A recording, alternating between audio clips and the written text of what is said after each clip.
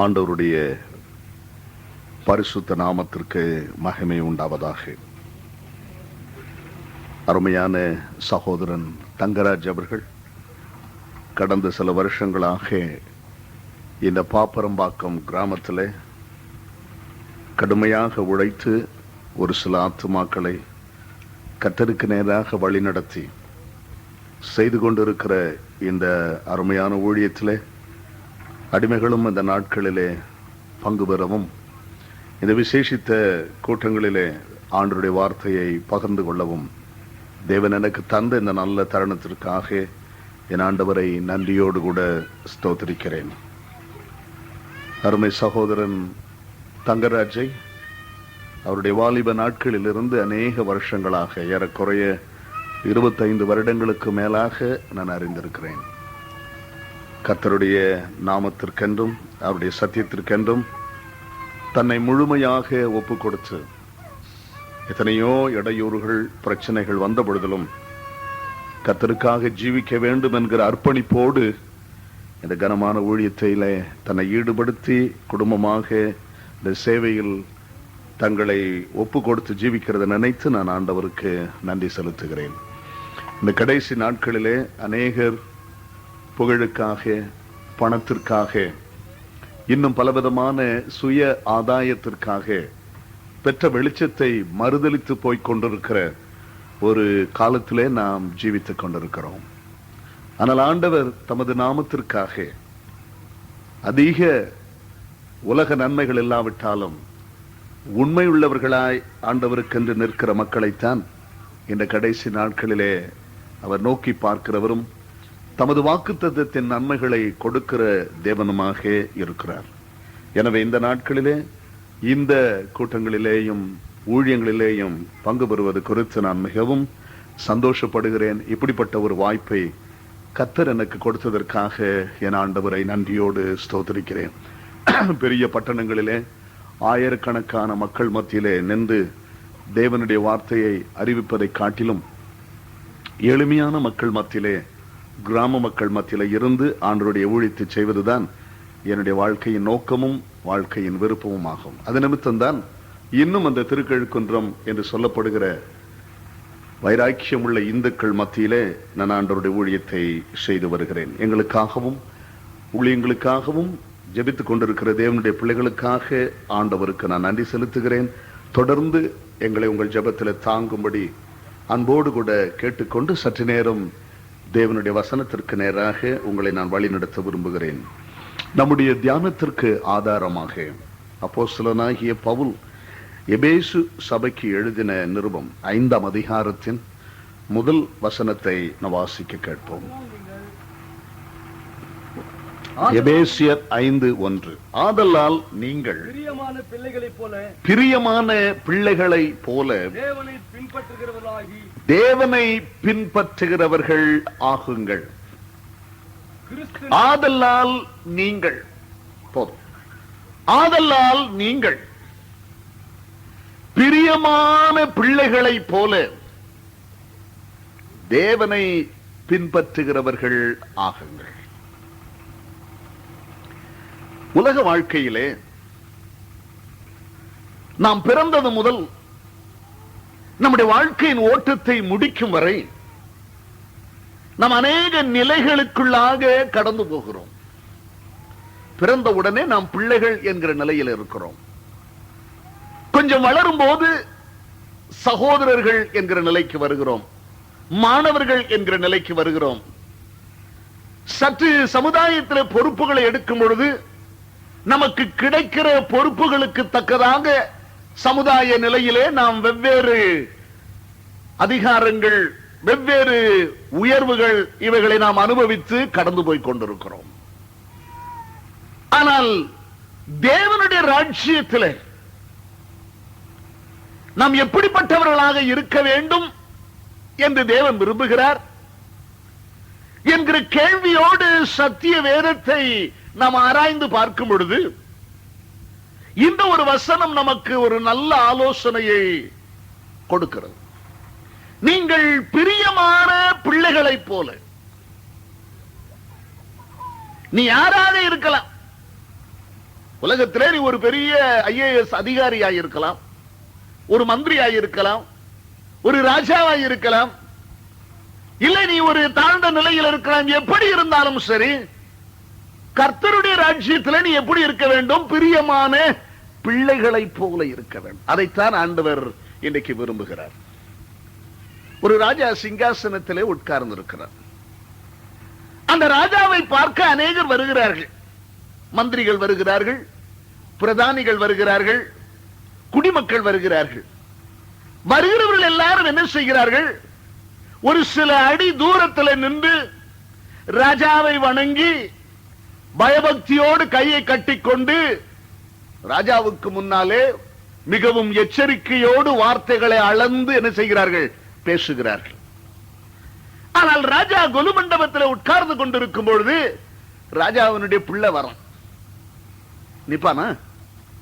ராஜாவே இல்ல, நேரா வரான். படிக்கட்டுல ஏறான். ஏறி ராஜா அவனுடைய மடியில தொக்குன்னு உட்கார்ந்துக்கிட்டு ராஜாவுடைய காதை பிடிச்சு என்ன செய்யறான்? இழுக்கிறான். வேற யாரா செய்ய முடியுமா? வேற யாரா செய்ய முடியுமா? முடியாது. அது யாருக்கு இருக்கிற சுதந்திரம்? பிள்ளைக்கு இருக்கிற ஒரு சுதந்திரம். ஊருக்கு ராஜாவானாலும் பிள்ளைக்கு அவன் யார்? தகப்பன். அப்ப வேதத்தில் நாம் பார்க்கும் பொழுது ஆண்டவர் சபையிலே தம்முடைய பிள்ளைகளுக்கு அநேக உத்தரவாதங்களை கொடுத்திருக்கிறார். சபையினுடைய பக்தி விருத்திக்காக சிலரை ஆண்டவர் அப்போஸ்தலராக, சிலரை தீர்க்கதரிசிகளாக, சிலரை போதகர்களாக, சிலரை மேய்ப்பர்களாக, சிலரை சுவிசேஷகர்களாக அழைத்திருக்கிறார் என்று நாம் வாசிக்கிறோம் அதே எபேசுவிலே. ஆனால் யாருக்கு என்ன பொறுப்பு, என்ன அழைப்பு, என்ன தெரிந்து கொள்ளுதல் கொடுக்கப்பட்டாலும் ஆண்டவருடைய குடும்பத்திலே, ஆண்டவருடைய ராஜ்யத்திலே நாம் எப்படிப்பட்டவர்களாக இருக்க வேண்டும் என்று தெய்வம் விரும்புகிறார். நீ பிரியமான பிள்ளையை போல, பிரியமான பிள்ளையை போல. 2000 ஆண்டுகளுக்கு முன்னாலே இயேசுவானவர் இந்த பூமியிலே ஒரு குரு என்கிற நிலையிலே வந்து தம்மை சுற்றிலும் 12 சீடர்களை ஆண்டவர் வைத்துக் கொண்டு 3.5 ஆண்டுகள் ஊழியம் செய்த போது ஒரு நாள் சீடர்கள் வந்து ஆண்டவரிடத்தில் கேட்கிறார்கள், ஐயா, யோவான் தன் சீஷர்களுக்கு ஜெபிக்க கற்றுக் கொடுத்தது போல எங்களுக்கு என்ன செய்ய வேண்டும்? ஜெபிக்க கற்றுக் கொடுக்கணும். அப்ப ஆண்டவர் எப்படி கற்றுக் கொடுத்தார்? நீங்கள் ஜெபம் பண்ண வேண்டிய விதமாவது பரமண்டலங்களில் இருக்கிற எங்கள் பிதாவே, எங்கள் ராஜாவே அல்ல, எங்கள் தேவனே அல்ல, எங்கள் கர்த்தாவே அல்ல, பரமண்டலங்களில் இருக்கிற எங்கள் பிதாவே. அப்போ ஜெபம் என்று சொல்லப்படுகிறது. பிள்ளை தகப்பனிடத்தில் பேசுகிறதா என்னதுங்க? ஜெபம். மந்திரி ராஜாவுக்கு எழுதுகிற அரசியல் கடிதம் இல்ல. It's not government order, GO இல்ல. ஜெபம் என்று சொல்லுகிறது ஒரு பிள்ளை உரிமையோடு தன் தகப்பனிடத்தில் பேசுகிறதா என்னதுங்க? ஜெபம். இதைதான் அப்போஸ்தலனாகிய யோவான் தன் சுவிசேஷத்தில் எழுதுகிறார். நாம் தேவனுடைய பிள்ளைகள் என்று அழைக்கப்படுகிறதுனாலே கர்த்தர் நமக்கு பாராட்டின அன்பு எவ்வளவு பெரிதா இருக்கிறது பாருங்க. ஆண்டவர் நம்மளை வேற என்ன சொல்லி அழைக்க விரும்பவில்லை, நம்மை பிள்ளைகள் என்று அழைக்க விரும்புகிறார். நாமும் அந்த பிள்ளைகள் என்கிற நிலையிலே இருந்து பிள்ளைகளை போல நாம் நடந்து கொள்ள வேண்டும் என்று ஆண்டவர் சொல்லுகிறார். அப்ப பிரியமான பிள்ளைகளை போல நீங்கள் தேவனை பின்பற்றுங்கள், சீஷர்களை போல குருவை பின்பற்றுங்கள் என்று ஆண்டவர் சொல்லவில்லை. ஒரு குடிமகனை போல ஒரு ராஜாவை பின்பற்றுங்கள் என்று சொல்லவில்லை. நீங்கள் பிரியமான பிள்ளைகளை போல தகப்பனாகிய தேவனை என்ன செய்ய வேண்டும்? பின்பற்ற வேண்டும். கொஞ்சம் பேர் கோடு போடுறாங்க போல, கொஞ்சம் பார்த்துக்கணும். இந்த பிரியமான பிள்ளைகளை போல தேவனை பின்பற்றுங்கள் என்று ஆண்டவர் சொல்லும் போது இந்த வசனத்தின் அடிப்படையிலே 2 முக்கியமான கேள்விகளை நான் எழுப்ப விரும்புகிறேன். எனக்கு கேள்வினா ரொம்ப பிடிக்குங்க. ரொம்ப பேருக்கு கேள்வினா என்ன செய்யாதுங்க? பிடிக்காது. அதுல யாருக்கு பிடிக்காதுன்னு கேட்டீங்கன்னா இந்த ஸ்டூடெண்ட்ஸுக்கு என்ன செய்யாதுங்க? பரீட்சை வருதுன்னா அவனுக்கு வைத்தியே கலக்குது. ஏன்? பரீட்சையில என்ன கொடுப்பான்? எவனாவது பரீட்சையில ஆன்சர் எழுதி கொடுத்தான்னா சந்தோஷமா வாங்கிக்குவான். அப்படி இல்ல நம்ம நாட்டு கல்வி எப்படின்னு கேட்டீங்கன்னா, பரீட்சை மண்டபத்துக்கு போனோம்னா முதல்ல என்ன கொடுக்குறாங்க?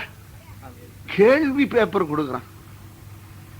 எங்கேயாவது ஒரு பள்ளிக்கூடத்துல எல்லாருக்கும் ஆன்சர் பேப்பர் கொடுக்கப்படும். அதுக்கு நீங்க எல்லாம் கேள்வி எழுதணும்டான்னா என்ன செஞ்சிருவான்? எல்லாம் பரீட்சைக்கு போயிருவான். ஆனா கேள்வி கேட்கப்படும், அதுக்கு நீ பதில் எழுதுனாதான் அவனுக்கு புளிய கரைக்குது. அதுக்குதான் பிட் அடிச்சுட்டு அங்கங்க எழுதி வச்சுக்கிட்டு போறான். ஆனால் வேதத்தில் அநேக கேள்விகளை பார்க்கிறோம். எனவே நானும் கூட இந்த வேதத்தை ஆராயும் பொழுது கேள்விகளோடு பாருங்க, ஒரு வசனத்துக்குள்ளே இருக்கிற திரளான பொக்கிஷத்தை, அர்த்த செழுமையை நாம் வெளியே கொண்டு வர வேண்டுமானால் ஒரு வசனத்தை எடுத்து வைத்துக் கொண்டு அதற்கு முன்னாலே சில கேள்விகளை நாம் அனுப்பணும். ஏன், எப்படி, எப்பொழுது, எதற்காக, எப்படிங்கிற இந்த அடிப்படையான கேள்விகளை வைத்து ஒரு வசனத்தில் நாம் சில கேள்விகளை கேட்கும் பொழுது அதில் புதைந்து கிடக்கிற சத்தியங்கள் நம்முடைய கண்களுக்கு முன்பாக திறந்து வைக்கப்படும். அப்ப இந்த வசனம், நீங்கள் பிரியமான பிள்ளைகளைப் போல தேவனை பின்பற்றுகிறவர்களாகுங்கள் என்று அப்போஸ்தலனாகிய பவுல் யாருக்கு எழுதுகிறார்? எபேசுவில் உள்ள விசுவாசிகளுக்கு எழுதுகிறார். இன்னைக்கு காலையில இந்த இடத்துல கூடி இருக்கிறவங்க எல்லாம் விசுவாசிகள் என்ற உறுதியோடு கூட நான் இந்த வசனத்தை உங்கள் முன்னாலே வைக்கிறேன். அப்ப இந்த வசனத்தின் அதிகாரத்திலே அடிப்படையிலே 2 கேள்விகள். ஒன்று, நாம் தேவனுடைய பிள்ளைகள் தானா? Am I a child of God? நான் தேவனுடைய பிள்ளை தானா? வேதம் சொல்லுகிறது, நீங்கள் பிரியமான பிள்ளைகளைப் போல தேவனை பின்பற்றுங்கள். அப்ப முதலாவது கேள்வி, நாம் தேவனுடைய பிள்ளை தானா? சிலர் நினைக்கலாம், என்ன பிரதர் இதெல்லாம் ஒரு கேள்வியா? தேவனுடைய பிள்ளையா இருக்கிறனால தான் நாங்க இங்க வந்துக்கிறோம், தேவனுடைய பிள்ளையா இருக்கிறனால தான் அங்க உட்கார்ந்துக்கிறோம், தேவனுடைய பிள்ளையா இருக்கிறனால தான் கையில பைபிள் வச்சுக்கிறோம் அப்படின்னு சிலர் நினைக்கிறது உண்டு. இது பொதுவா நம்ம சொல்லிட்டா கூட உத்தம மனசாட்சியோடு தெய்வ சமூகத்தில் வேதம் என்னும் கண்ணாடிக்கு முன்னாலே நின்று நான் உண்மையாகவே தேவனுடைய பிள்ளைதானா? சில சமயத்தில் நாம் தேவனுடைய பிள்ளை என்று எண்ணிக்கொண்டிருக்கிறோம்.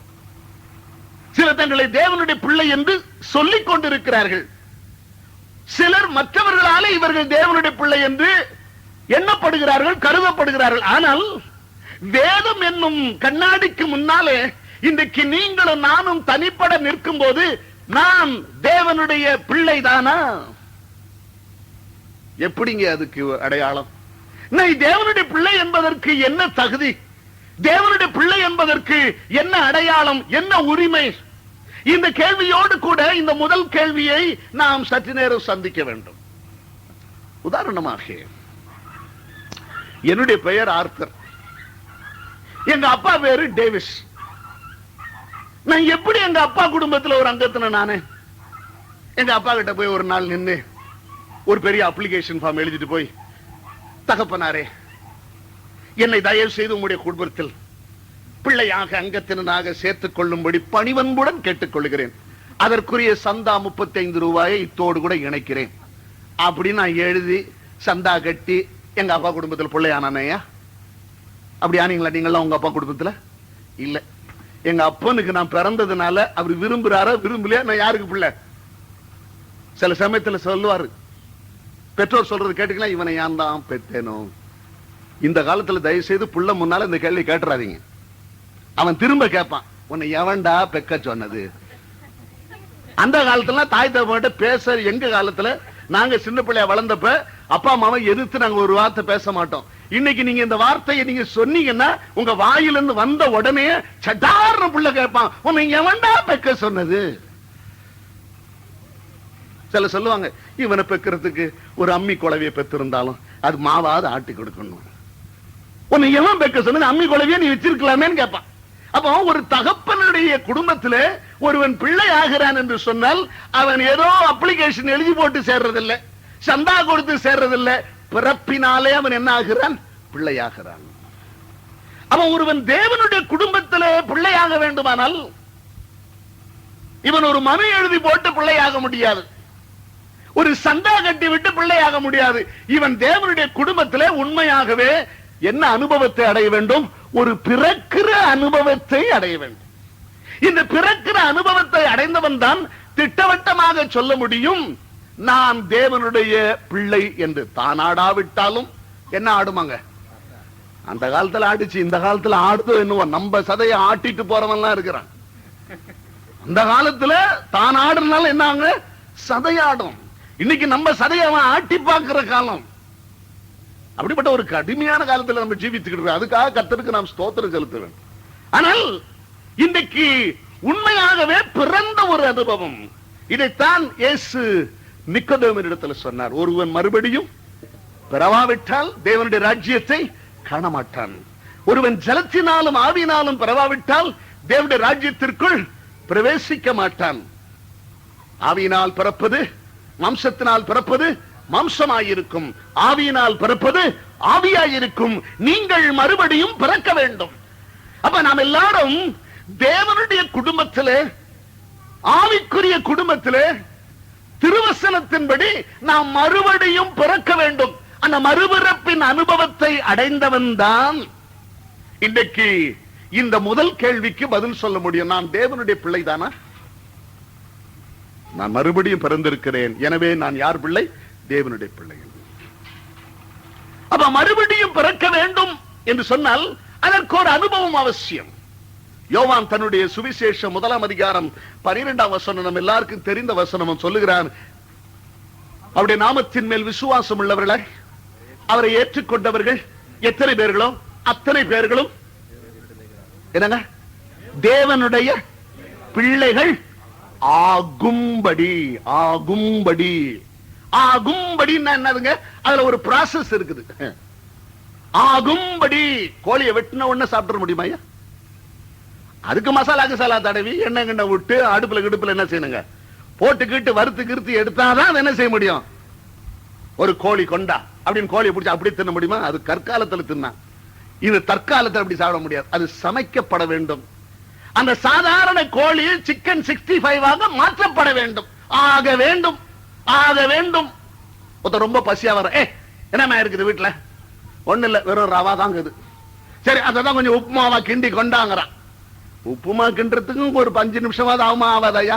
தண்ணி கொதிக்கணும், அதுல தூக்கி அந்த ரவையை போடணும், அந்த ரவை வேகணும், வெந்த ரக ஆறணும், அதுக்கப்புறம் தான் இவர் தின்னணும். இவர் ரொம்ப அவசரமா சட்டியில போய் விட்டாருன்னா கையெல்லாம் வெந்து போகும். அது ஆக வேண்டும் சொல்லுவாங்க. ஆக பொறுத்தவன் என்னத்துக்கு பொறுக்க மாட்டானா? ஆற பொறுக்க மாட்டானா? வச்ச உடனே வச்சுட்டு நாங்க வயிறு வா எரியுதுன்னா என்ன செய்ய முடியும்? பொரியா இவ்வளவு நேரம் ஆக்கிற வரைக்கும். தேவனுடைய பிள்ளை ஆகுவதற்கு ஒரு அனுபவம் உனக்குள்ளே வர வேண்டும். அது எந்த அனுபவம்? நீயாக உண்டாக்கி கொள்ளுகிற ஒரு அனுபவம் அல்ல, ஒரு மனுஷன் உனக்கு கொண்டு வந்து கொடுக்கிற அனுபவம் அல்ல, ஒரு சபை உனக்கு கொடுக்கிற அனுபவம் அல்ல, தெய்வம் கொடுக்கிற ஒரு அனுபவம். அப்ப எந்த அனுபவம் நம்மை ஒரு ஆவிக்குரிய பிறப்புக்குள் வழி நடத்துகிறது என்று நாம் பார்க்கும்போது, பிறப்புக்கு எது ரொம்ப முக்கியம் அப்படிங்கறத பார்க்கணும். ஒன்று பிறக்க வேண்டும். எந்த ஒரு ஜீவராசியா இருந்தாலும் சரி, மிருகமானாலும் சரி, பறவையானாலும் சரி, மரமானாலும் சரி, செடியானாலும் சரி, மனிதனானாலும் சரி, ஒரு புதிய பறவை, ஒரு புதிய ஜீவன், ஒரு புதிய குழந்தை, ஒரு புதிய செடி இது உருவாக வேண்டுமானால் மிகவும் அடிப்படையான அவசியம் என்ன? ஒரு வித்து இல்லாவிட்டால் ஒரு விதை அவசியம். விதை இல்லாம பிறப்பு உண்டாயா? என்ன சந்தேகமா பாக்குறீங்க? விதை இல்லாம பிறப்பு உண்டா? ஒரு பப்பாளி மரம் வேணும். ஒரு காகிதத்தை எடுத்து பப்பாளி அப்படின்னு எழுதி அந்த பேப்பரை மடிச்சு ஒரு குழிய நோண்டி அதுல போட்டு 10 நாள் தண்ணி ஊத்திப்பாரு, என்ன வரும்? பப்பாளி வருமா? பேப்பர் அந்த இடத்திலேயே கிடக்கும். ஆனா பப்பாளி விதையை போட்டுட்டு தண்ணி ஊத்திப்பாரு, என்ன வரும்? பப்பாளி செடி என்ன செய்யும்? முளைக்கும். நெல்லு விதைக்கணும் சொல்லி நெல்லு நெல்லு நெல்லுன்னு எழுதி வயல் பூரா வச்சுட்டு வந்துட்டா நெல்லு வந்துருமா? ஐயா, நெல்லு விதைக்கணும். அப்ப எதை விதைக்கிறோமோ அதுதான் என்ன செய்யும்? முளைத்து கிளம்பும். இது தாவர வர்க்கத்துல மாத்திரம் அல்ல. கோழி எப்படி வரும்? எப்படிங்க வருது கோழி? கோழிக்கு என்ன வேணுங்க? முட்டை இருந்தாதான் வரும். கோழி அப்படின்னு எழுதி வச்சுட்டு கோழி கோழி கோழி கோழி கோழி கோழினா கோழி வருமா? கோழி தான் அங்க இருக்கும். அப்ப முட்டை இருந்தாதான் கோழி வரும். அப்ப எல்லாத்துக்கும் என்ன அவசியங்க? விதை அவசியம். அதே மாதிரி கல்யாணம் ஒரு அப்பா அம்மா எனக்கு குழந்தை பிறக்கும்போது கலந்து பிறகு கை தக்கான்னு குச்சா ஒண்ணு வராது. வித்து அவசியம். அப்ப ஒரு வித்துனாலே தான் ஒரு ஜீவன் என்ன செய்கிறதுங்க? பிறக்கிறது. வித்து இல்லாமல் பிறப்பு இல்லை. அப்ப மாமிசீக உலகத்தில் ஒன்று பிறக்க வேண்டுமானால் அதற்கு ஒரு வித்து எப்படி அவசியமோ அப்படியே ஆவிக்குரிய உலகத்திலேயும் ஆவிக்குரிய ஒரு ஜீவன் பிறக்க வேண்டுமானால் அதற்கு வித்து அவசியம். வாசிப்போம். பேதுரு எழுதின முதலாம் நிருபம் 1 அதிகாரம் 23 வசனம் வாசி.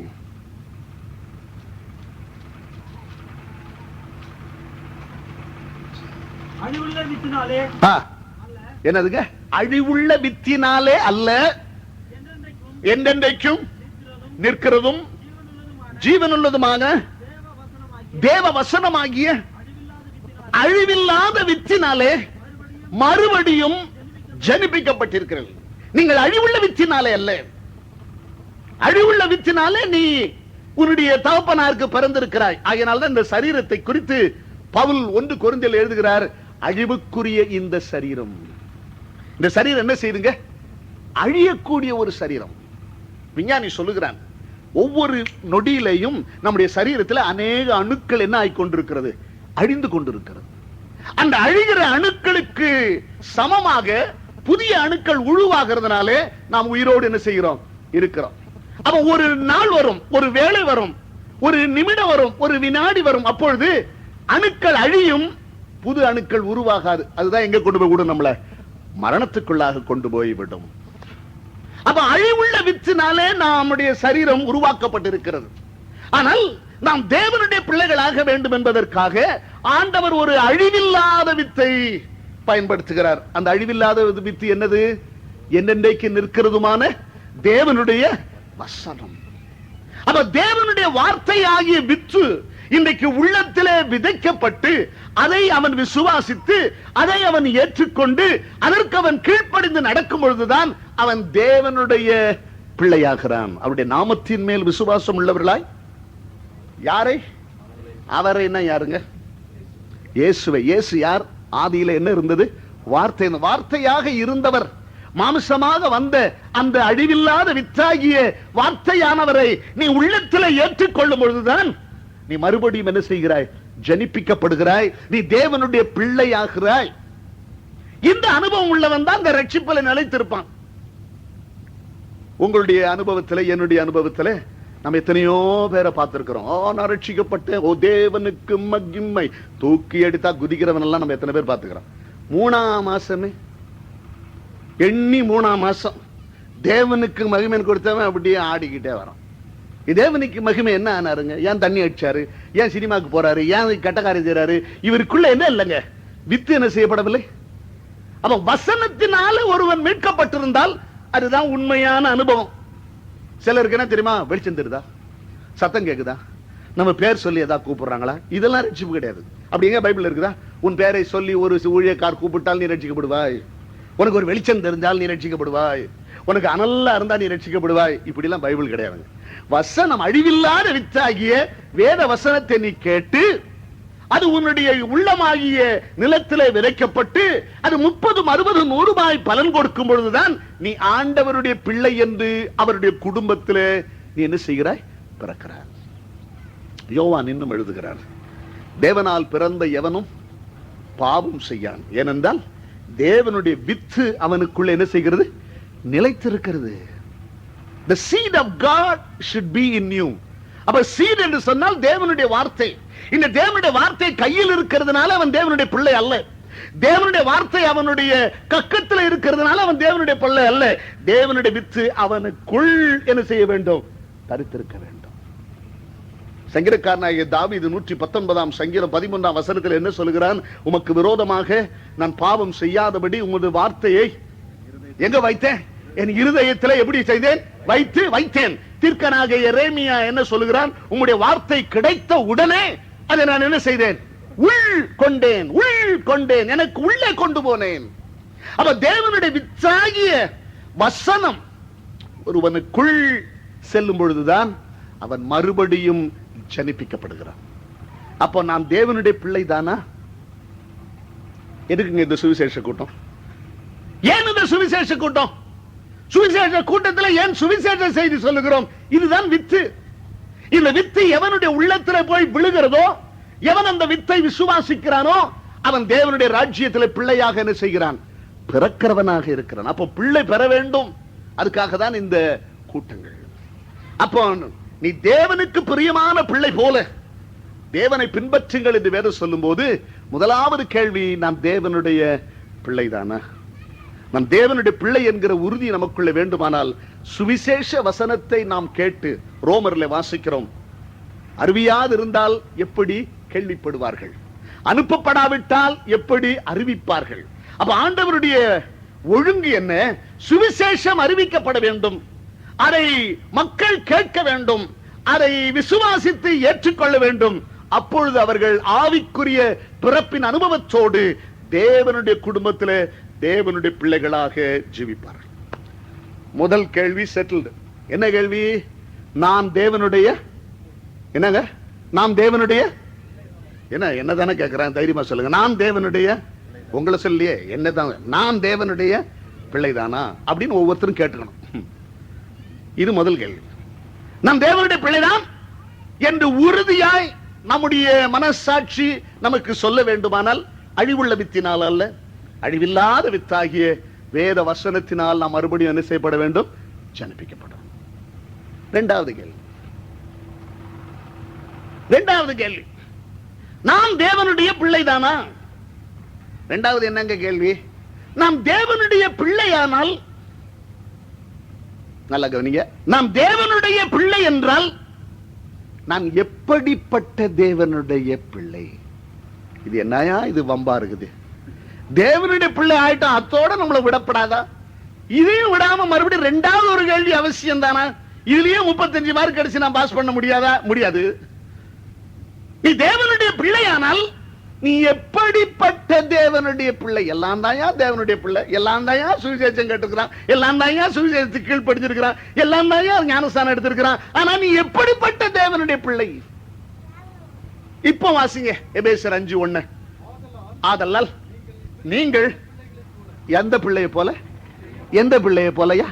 பிரியமான பிள்ளையை போல. எல்லா பிள்ளையும் நமக்கு பிரியமா இருக்குதா? ஏங்க எல்லா பிள்ளையும் பிரியமா இருக்கா? ஒன்னே ஒண்ணு கண்ணே கண்ணுன்னு வச்சிருக்கிறவனுக்கு இந்த ஓத்திரமே கிடையாது.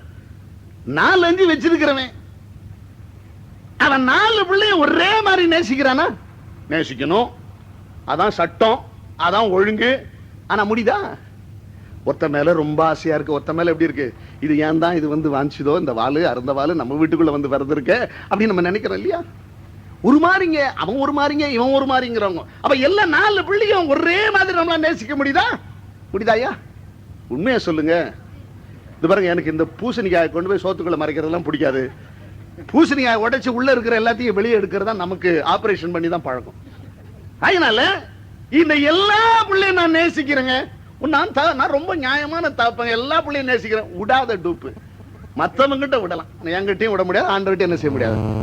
அப்போ எல்லா பிள்ளையும் நம்ம ஒரே மாதிரி நேசிக்கிறதுல காரணம் என்ன? சில பிள்ளைகள் நம்மை பிரியப்படுத்துகிறது, சில பிள்ளை நமக்கு பிரியமாக என்ன செய்கிறது இல்லை, நடந்து கொள்ளுகிறது இல்லை. இது தேவனுடைய குடும்பத்திலேயும் நடக்கிற சமாச்சாரம். அதுதாங்க இன்னைக்கு அநேக பெற்றோர்கள் எனக்கு கடிதம் எழுதுகிறது உண்டு, அநேகர் தங்களுடைய பிள்ளைகளுக்காக ஜெபிக்க சொல்லுகிறது உண்டு. காரணம் என்ன? எல்லா பிள்ளைகளும் தங்கள் பிள்ளைகளை குறித்து, பெற்றோரும் தங்கள் பிள்ளைகளை குறித்து கவலைப்படுகிற ஒரு கடைசி காலத்தில் நம்ம ஜீவிக்கிறோம். சின்னதா பிள்ளைங்க இருக்கிற வரைக்கும் ஒன்றும் ட்ரபிள் இல்லைங்க. பாலை வாங்கி கொடுத்தலாம், பண்ணு வாங்கி கொடுத்தலாம், ரொட்டி வாங்கி கொடுத்தலாம், ஸ்வீட் வாங்கி கொடுத்தலாம், கவுன் வாங்கி கொடுத்தலாம், சட்ட துணி வாங்கி கொடுத்தலாம். இந்த வாலிப வயசுக்குள்ள வரும்போதுதான் என்னங்க தெரியுதுல்ல, அப்புறம் தாங்க ப்ராப்ளமே ஸ்டார்ட் ஆகுது பிள்ளைங்களுக்குள்ள. எங்க சபையிலே நான் சொல்லியிருக்கிறேன், எப்பா மகனே, எல்லாருக்கும் பிள்ளைங்க வளர்ந்து வந்துருச்சு, அதுக்கு கல்யாணம் காட்சின்னு வரப்போகுது. இப்பதான் உங்களுக்கு என்ன வரப்போகுதுங்க? ப்ராப்ளமே வரப்போகுது. சத்தியத்துக்கு நிக்க போறீங்களா? இயேசு நாமத்துக்காக நிக்க போறீங்களா? இதுதான் தெரிய போகுது. பாருங்க, ஒவ்வொருத்தரும் எல்லாருக்கும் இங்கேயும் அப்படித்தான், அருண்வாயிலையும் அப்படித்தான், எல்லா சபையிலையும் அப்படித்தான். சின்னதா இருக்கிற வரைக்கும் ஒண்ணும் தெரியாது, இப்படி பொடுசா உட்கார்ந்து இருக்கிற வரைக்கும் விளையாடிக்கிட்டே இருப்பான். காணிக்கை கொடுத்தா கொண்டு போய் காணிக்கை பெட்டில போட்டு வந்துருவான். வளர்ந்த பிறகு நம்மள 4 கேள்வி கேட்பான்.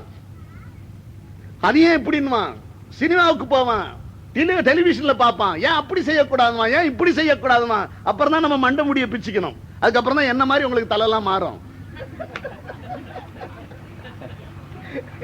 அப்ப பிள்ளைகள், நாம் தேவனுடைய பிள்ளைகளானால் எப்படிப்பட்ட பிள்ளைகளாக இருக்கிறோம்? நிறைய சொல்லலாம், ஆனா இதுல ஒண்ணு மாத்திரம் வசனத்தின்படியே போவோம்.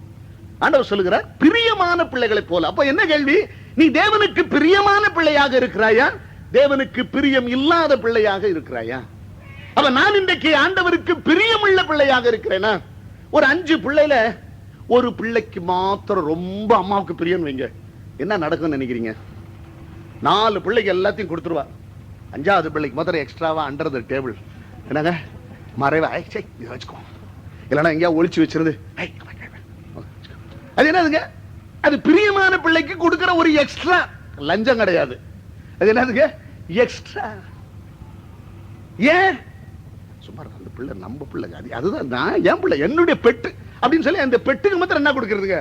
அப்படியே பட்டர் மாதிரி நடுங்க வச்சு ரகசியமா எல்லாத்தையும் கொடுத்து, அது எல்லாம் ஒண்ணும் தெரியாம லூஸ் மாதிரி ஓடிக்கிட்டு இருக்கோம். இதை மாத்திரம் கூப்பிட்டு இதே வச்சுக்கோ. அப்ப அவளுக்கு என்ன இருக்குது? அல்ல அந்த பையனுக்கு எப்படி இருக்கு? நம்ம அம்மா மத்தவங்களை விட நம்மள என்ன செய்யறா?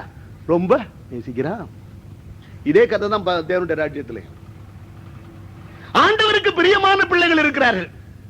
கர்த்தர் அவர்களை மாத்திரம் தனியா கூப்பிட்டு இந்த நீ வச்சுக்கோ அப்படின்னு ஸ்பெஷல் என்ன செய்யறாருங்க? கொடுக்கிறார். இது மத்த பிள்ளைகளுக்கு வர்ற வயிற்றுச்சலா இருக்குது. ஏன் அவனை மாத்திரம் ஆசீர்வதிச்சிருக்கா? ஏன் ஆசீர்வதிக்காரு? அவன் ஆண்டவருக்கு எப்படி இருக்கிறான்? பிரியமான பிள்ளையா இருக்கிறான். அப்ப உன் கதை என்ன? நீ இன்னும் பிரியமான பிள்ளை ஆகவில்லை. அப்ப தேவனுக்கு நாம் எப்படி இருக்க வேண்டும்? பிரியமான பிள்ளைகளை போல இருக்க வேண்டும். சரி, இயேசுவானவர் இந்த உலகத்திலே வந்தார் என்று நேற்று பார்த்தோம் இல்லையா? நேற்று ஒரு 4 கேள்வி பார்த்தோம். எத்தனை பேர் மறந்துட்டீங்க சொல்லுங்க பார்க்கலாம். என்ன கேள்விங்க? பாவிகளை ரட்சிக்க கிறிஸ்து இயேசு உலகத்தில் வந்தார். எத்தனை கேள்வி? முதல் கேள்வி என்னதுங்க? எங்கிருந்து வந்தார்? ஏன் சிலர் அந்த மொழி முழிக்கிறீங்க? எப்படி வந்தார்? எங்கே வந்தார்? எப்படி வந்தார்? எதற்காக வந்தார்? பார்த்தோம் இல்லையா? சரி, அவர் இந்த பூமியிலே வந்த பொழுது மாம்சத்தோடும் இரத்தத்தோடும் வந்தார். வந்தவர் தேவனுடைய குமாரன் என்று என்ன செய்யப்பட்டார்? அழைக்கப்பட்டார். தேவன் மாமிசத்தில் வெளிப்பட்ட போது தேவனுடைய குமாரன் என்று அழைக்கப்பட்டார். உன்னதமானவருடைய குமாரன் என்னப்படுவார் என்று தூதன் மரியாள் இடத்துல சொல்லுகிறார். அது வரைக்கும் அவர் உன்னதமான குமாரன் அல்ல. இன்று நான் உம்மை ஜெனிப்பித்தேன், எனக்காக ஒரு சரீரத்தை நீர் என்ன செய்தீர்? ஆயத்தப்படுத்தினீர். அப்ப குமாரத்துவம் என்று சொல்லுகிறது. அதற்கு ஒரு ஆரம்பம் உண்டு, அதற்கு ஒரு முடிவு உண்டு. எனவே இயேசு இந்த உலகத்தில் வந்தபோது மாமிசத்தில் வெளிப்பட்ட அந்த மனுஷ புத்திரன், மனித குமாரன், தெய்வ குமாரன், அவர் குமாரன் என்று அழைக்கப்பட்டார். அப்ப அவர் ஆண்டவருடைய பிள்ளை, தேவனுடைய குமாரன் என்கிற நிலையிலே 33.5 வருஷம் இந்த பூமியில வாழ்ந்தார். அவர் 33.5 வருஷம் தேவனுடைய குமாரன் என்று அழைக்கப்பட்ட நிலையில் வாழ்ந்தபோது அவரை குறித்து பரலோகம் 2 முறை சாட்சி கொடுத்தது. ஒன்று யோர்தான் நதிக்கரையிலே, மற்றொன்று மறுரூப மலையிலே. என்ன சாட்சி கொடுத்தது? இவர் என்னுடைய நேசகுமாரன், இவரிடத்தில் நான் எப்படி இருக்கிறேன்? பிரியமாயிருக்கிறேன். பாருங்க, பிரியமான பிள்ளை. இயேசு சும்மா வரல. எப்படி வந்தாருங்க? பிரியமான பிள்ளை. அப்ப இவர் என்னுடைய குமாரன், சாதாரண குமாரன் அல்ல. இவரிடத்தில் நான் எப்படி இருக்கிறேன்? இந்த சாட்சி தாங்க நமக்கு வரணும். இந்த சாட்சி நமக்கு வரணும். இன்னொரு வசனம் வாசிங்க.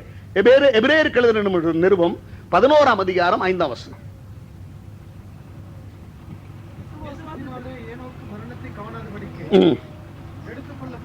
எடுத்துக்கொள்ளப்பட்டான்.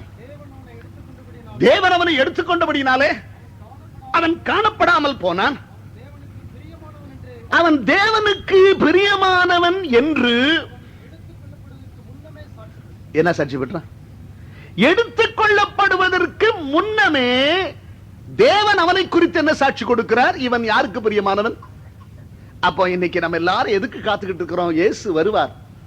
கர்த்தர் தாமே ஆரவாரத்தோடும் பிரதான தூதனுடைய சத்தத்தோடும் தேவ எக்காலத்தோடும் வானத்திலிருந்து இறங்கி வருவார். அப்பொழுது கிறிஸ்துவுக்குள் மரித்தவர்கள் முதலாவது எழுந்திருப்பார்கள். பின்பு நாமும் கர்த்தருக்கு எதிர்கொண்டு போக இமைப்பொழுதிலே மறுரூபமாகி ஆகாயத்திலே என்ன செய்யப்படுவோம்? எடுத்து கொள்ளப்படுவோம். எடுத்துக் கொள்ளப்படுவோம். அப்ப ஏனோக்கு எடுத்துக் கொள்ளப்பட்டான். நாமும் எடுத்துக் கொள்ளப்படுவதற்காக காத்திருக்கிறோம். அப்ப நாம இன்றைக்கு எடுத்துக் கொள்ளப்படுவதற்கு நம்மிடத்தில் தகுதி வேண்டும். ஏனோக்கு இடத்துல அந்த தகுதி இருந்தது, நம்மிடத்தில் அதே தகுதி இருக்க வேண்டும். என்ன தகுதி? தேவனுக்கு பிரியமானவன் என்று எடுத்துக் கொள்ளப்படுவதற்கு முன்னமே. முன்னமே அப்படின்னா எப்போ? எடுத்துக்கொண்ட பிறகா? இந்த கிறிஸ்தவ உலகத்தில் பாருங்க, ஒருத்தன் செத்துட்டான்னா கொண்டு போய் குழியை வெட்டி ஒரு பெட்டிக்குள்ள வச்சு எருசலேமின் ஆலயம் உம்மண்டை தேவன் எல்லாம் பாடி புதைச்சிட்டு மண்ணையும் போட்டு அது மேலே 4 மெழுகுவர்த்தியும் வச்சு கொளுத்தி இழுத்துட்டு வந்துடுவான். இன்னைக்கு மண்ணு நாளைக்கு பாலுன்னுவான். சரி, கொஞ்ச நாள் ஆன உடனே ஒரு கூட்டம் ஒன்று வைப்பான் கிறிஸ்தவன். என்ன கூட்டம்? செத்து போனவனுக்காக சாக போறவன் வைக்கிற ஒரு கூட்டம். என்னங்க சிரிக்கிறீங்க? செத்து போனவனுக்காக உயிரோடு இருக்கிறவன் கூட்டம் வச்சா அதுல அர்த்தம் இருக்குது. இன்னைக்கு செத்து போனவனுக்காக நாளைக்கு சாவரெல்லாம் சேர்ந்து என்ன செய்யறாங்க? ஒரு கூட்டம் வைக்கிறான். இந்த கூட்டத்தில் என்ன இருக்கும்? கண்டிப்பா ஏதாவது ஈட்டபிள்ஸ் இருக்கும். அது வைக்கிற டைமை பொறுத்து இருக்குது. அவன் 4 மணிக்கு வச்சானா டீ காபி தான், ஸ்வீட் காரம் காபியோட விட்டுருவான். காலைல 11 மணின்னு சொன்னான்னா சரி மத்தியானம் என்ன இருக்குது, எப்படியாவது ஒரு மஞ்சா சோறு ஒண்ணு கொடுப்பான் அப்படின்ற எதிர்பார்ப்போடு கூட நீங்க வரலாம். ஆனா இந்த சாப்பாட்டுக்கு முன்னால ஒரு கூட்டம் வைக்கிறான் பாருங்க. அந்த கூட்டத்துல ஒரு செய்தியும் இருக்கு. அந்த செய்திக்கு முன்னால சாட்சி. யார் சாட்சி? செத்தவனை பத்தி, இன்னைக்கு செத்தவனை பத்தி, நாளைக்கு சாவ போறவன் கொடுக்கிற சாட்சி. என்ன சாட்சி கொடுப்பான்? நீங்களும் போய்க்கு, நானு 100கணக்கான கூட்டத்துக்கு போய்க்கிறேன், நீங்க அட்லீஸ்ட் ஒரு 10 கணக்கான கூட்டத்துக்காக போயிருப்பீங்க. என்ன சொல்றான்? நம்ம மத்தியில இருந்து போனவர் ரொம்ப தங்கமானவர், இவர் போனது ரொம்ப நஷ்டங்க, குடும்பத்துக்கு நஷ்டம், சமுதாயத்துக்கு நஷ்டம், சபைக்கு நஷ்டம், ஊழியத்துக்கு நஷ்டம், அவருடைய இடத்தை யாருமே நிரப்ப முடியாதுங்க அப்படின்னு. ஆனா இருக்கும்போது அந்த பாவி குடிச்சே செத்துருப்பான்னு வைங்களேன். அவனை கூட என்ன சொல்றான்? தங்கமானவருங்க, குடிச்சே செத்தாருங்க, என்ன நல்லவருங்க, அவர் எந்த வழிய போனாரோ அந்த வழிய நாம என்ன செய்யணும்? இது கொடுக்கிற சாட்சி என்ன தெரியுங்களா? பொய் சாட்சி. அதனால்தான் ஆண்டவர் சொன்னார் பொய் சொல்லாதிருப்பாயாக சொல்லல. என்ன சொல்லியிருக்காருங்க 10 கற்பனையில? பொய் சாட்சி சொல்லாதிருப்பாயாக. இந்த சாவு வீட்டுல எவனாவது என்ன சாட்சி கூப்பிட்டான்னாக்கா நான் ஒத்துக்கிறதே கிடையாது. ஏன்னு கேட்டீங்கன்னா அவனை பத்தி நமக்கு நல்லா தெரிஞ்சிருந்தா ஏதாவது 4 காரியம் அதுல என்ன சைடு சொல்லணுங்க, வெளிச்சத்து பாகமே சொல்லிட்டு விட்டுறணும். இந்த இருட்டை பத்தி சொல்லவே கூடாது. ஒவ்வொருத்தன் வாழ்க்கையிலும் கொஞ்சம் வெளிச்சமும் இருக்குது, கொஞ்சம் இருட்டும் இருக்குது, கொஞ்சம் நல்லதும் இருக்குது, கொஞ்சம் கெட்டதும் இருக்குது. ஆனா இவன் செத்தவன் நல்லவாத செத்துட்டு ஒரு சாட்சி சொல்லிட்டா பரவாயில்லங்க. இவன் இருக்கும்போது எல்லாம் நான் நினைப்பான், எவனுக்கோ வாந்தி பேதி கால்றா வருது, இந்த பயலுக்கு வர மாட்டேங்குது, எவனோ சாவரானடா இவனுக்கு வர மாட்டேங்குதுடான்னு வேண்டிக்கிறான். செத்த அன்னைக்கு ஊன்னு அழுதுட்டு வீட்டுல வந்து சொல்லுவான், நல்ல வேளை தொலைஞ்சான்டான். இப்படிப்பட்டவன் கூட அன்னைக்கு மஞ்சாசோர் சாப்பிடறதுக்கு முன்னால என்ன சாட்சி கொடுப்பான்? ஐயாவை போல உண்டோ, தங்கம்னா தங்கம், அதுதாங்க பத்திரமாத்து தங்கம், அப்படியே பொக்குன்னு போயிருச்சு, இந்த குடும்பம் என்னங்க செய்யணும்? இது என்னதுங்க? செத்தா பறவை கொடுக்கிற சாட்சி. உயிரோடு இருக்கும்போது உனக்கு அந்த சாட்சி என்ன செய்யணும்யா? இருக்கணும். அதனால்தான் ஏனோக்கை குறித்து பார்க்கிறோம். அவன் எடுத்துக்கொள்ளப்படுவதற்கு முன்னமே என்ன என்று சாட்சி பெற்றான்? என்ன சாட்சிங்க பெற்றான்? தேவனுக்கு பிரியமானவன். அதுதான் முக்கியம். பிரியமான பிள்ளையை போல் நீ நடக்க வேண்டுமானால் நீ ஆண்டவருக்கு பிரியமுள்ளவனாக இருக்க வேண்டும். இன்னொரு வசனத்தை வாசிப்போம். 1 கொரிந்தியர் 10ஆம் அதிகாரம் 1 வசனத்திலிருந்து 5 வசனம் வாசிங்க.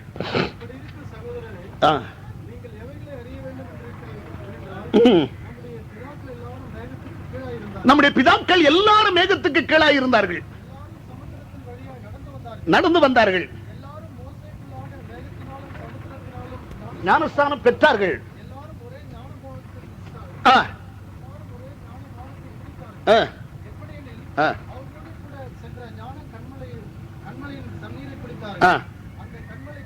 கிறிஸ்துவே. நல்ல கவனி, எங்கதான் கவனி, இங்கதான் இருக்குது பொடியே. அப்படி இருந்தும் அவர்களில் அதிகமான பேர்களிடத்தில் தேவன் பிரியமாய் இருந்ததில்லை. போதுங்க. எல்லாரும் மேகத்துக்குள்ளாக போனார்கள், எல்லாரும் மன்னாவை புசித்தார்கள், எல்லாரும் ஞான போஜனத்தை புசித்தார்கள், கண்மலையின் தண்ணீரை என்ன செய்தார்கள்? குடித்தார்கள். எல்லாரும் எல்லாரும் எல்லாரும் எகிப்தில் இருந்த எல்லா இஸ்ரவேலரும் மீட்கப்பட்டார்கள். எல்லா இஸ்ரவேலரும் சுமந்த சமுத்திரத்தில் ஞானஸ்நானம் பெற்றார்கள். எல்லா இஸ்ரவேலரும் மன்னாவை புசித்தார்கள். எல்லா இஸ்ரவேலும் கண்மலையின் தண்ணீரை குடித்தார்கள். எல்லாரும் எல்லாரும் எல்லாரும். ஆரம்ப அனுபவம் எல்லாருக்கும். ரட்சிக்கப்பட்டது எல்லாரும், ஞானஸ்நானம் பெற்றது எல்லாரும், பரிசுத்த ஆவியை பெற்றது எல்லாரும், வேத வசனத்தை அறிந்தது எல்லாரும், சத்தியத்தை புசித்தது எல்லாரும் எல்லாரும். ஆயினும் இத்தனை அனுபவங்களை அவர்கள் அடைந்திருந்தும் அவர்களில் எத்தனை பேர் இடத்துல அதிகமான பேரிடத்தில் தேவன் எப்படி இருக்கவில்லை? எல்லாம் இருந்தும் ஆனா ஆண்டவருக்கு எப்படி நடக்கவில்லை? பிரியமா நடக்கவில்லை. ரட்சிக்கப்பட்டா, ஞானஸ்தானம் எடுத்தா, பரிசுத்தாவி பெற்றா, அந்நிய பாஷை பேசினா, சபைக்கு போனா, காணிக்க கொடுத்தா, தசபாகம் கொடுத்தா, ஊழியம் செஞ்சா, ஆனாலும் அவன் ஆண்டவருக்கு எப்படி இருக்கவில்லை? பிரியமா இருக்கு. சரி, பிரியமா இருக்குல்லையே, ஆண்டவர் என்ன கண்ண முடிக்கினாரா? என்ன செஞ்சாருங்க? வாசிங்க. இல்ல இல்ல, அதுக்கு மேல, ஆதலால் வனாந்தரத்திலே அவர்கள் என்ன செய்யப்பட்டார்கள்? என்னங்க வசனத்துல தான் அப்படிதான் இருக்குதா, இல்ல மாத்தி ஏத்தி படிச்சிருக்காரு அவரு? அழிக்கப்பட்டார்கள். எவன் ஆண்டவருக்கு பிரியமா இல்லையோ அவன் ஆண்டவர், சரிடா நீ எனக்கு பிரியமா இல்ல, தொலைஞ்சு போ, திரும்ப ஓடு ஓடு ஓடு ஓடு ஓடு ஓடு ஓடு ஓடு ஓடு எகிப்துக்கு ஓடு அப்படின்னு நினைச்சாரா? இல்ல, எகிப்துல இருந்தாலும் இருந்துகிட்டு ஏதாவது செங்கலா தான் இருந்துகிட்டு இருப்பான். அதை விட்டு வந்தான், ரட்சிக்கப்பட்டான், ஞானஸ்தானம் பெற்றான், பரிசுத்தாவியை பெற்றான், வனாந்தரத்துக்கு வந்துட்டான். கானானுக்கு போக முடியல, வனாந்தரத்திலேயே கர்த்தர் அவனை என்ன செய்தார்? என்ன செய்தாருங்க? அழித்தார். அழித்ததற்கு ஒரே காரணம் என்ன? அவர்கள் தேவனுக்கு எப்படி இருக்கவில்லை? நாம் தேவனுடைய பிள்ளையானால் நான் ஆண்டவருக்கு பிரியமான பிள்ளை தானா கேள்வி இதனால தாங்க வருது. நான் ஆண்டவருக்கு பிரியமான பிள்ளையாய் இராவிட்டால் நான் வனாந்தரத்தில் என்ன செய்யப்படுவேன்? என்னங்க தைரியமா சொல்லுங்க. அழிக்கப்படுவேன். நான் தேவனுக்கு பிள்ளையாக இருந்தால் மாத்திரம் போதாது, நான் தேவனுக்கு பிரியமான பிள்ளையாக இருக்க வேண்டும். அப்பொழுதுதான் நான் வனாந்தரத்தில் அழிக்கப்படாமல் கானானுக்குள் பிரவேசிப்பேன். நான் தேவனுக்கு பிள்ளையாக இருந்தால் மாத்திரம் போதாது, நான் தேவனுக்கு பிரியமான பிள்ளையாக இருந்தால்தான் நான் ஏனோக்கு எடுத்துக்கொள்ளப்பட்டது போல நானும் எடுத்துக்கொள்ளப்படுவேன். அப்ப எது முக்கியம்? தேவனுக்கு பிள்ளை ஆகிறது மாத்திரமல்ல, அடுத்து என்னவாக வேண்டும்? தேவனுக்கு பிரியமான பிள்ளையாக வேண்டும். அப்போ இன்றைக்கு 3 நிலை இருக்குது, 3 லெவல்ஸ். முதல் நிலை என்ன? சிருஷ்டிகள் என்கிற நிலை. எல்லாரும் சிருஷ்டிகள் அல்லவா? நம்ம எல்லாரும் தேவனுடைய சிருஷ்டிகள். அப்ப நம்மோடு கூட சிருஷ்டிகள் என்கிற நிலையிலே எல்லாரும் நிற்கிறார்கள். இந்துக்கள், முகமதியர்கள், புத்தர்கள், ஜைனர்கள், ஆங்கிலேயர்கள், தமிழர்கள், சீனர்கள், எந்த தேசத்தை சேர்ந்தாலும் எந்த மதத்தை சேர்ந்தாலும், தெய்வம் இல்லை என்று சொல்லுகிறவன், தெய்வம் உண்டு என்று சொல்லுகிறவன், உண்மையான தெய்வத்தை அறிந்தவன், உண்மையான தெய்வத்தை அறியாதவன், எல்லாமே ஒரு லெவல்ல சிருஷ்டிகள் என்கிற நிலையில எல்லாம் ஒண்ணு. இது இரண்டாவது நிலை என்ன? சுவிசேஷத்தை கேட்டு இயேசுவை ஏற்றுக்கொண்டவன் சிருஷ்டி என்கிற நிலையிலிருந்து தேவனுடைய பிள்ளை என்கிற நிலைக்கு வருகிறான். இதுவும் போதாது, இதுல இருந்து 3வது நிலைக்கு வரணும். என்ன நிலைக்கு வரணும்? தேவனுக்கு பிரியமான பிள்ளைகள்.